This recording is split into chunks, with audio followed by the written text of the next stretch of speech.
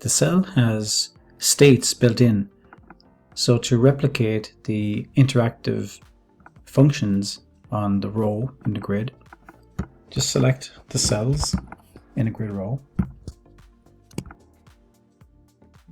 and toggle the state drop down inside the properties panel for the cell.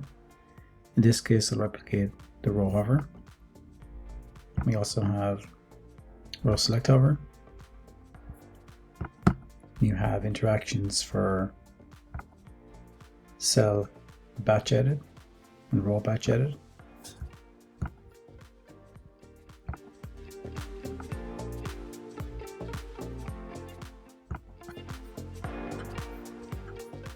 And that's how easy it is to replicate the interactivity in the rows and cells inside the grid.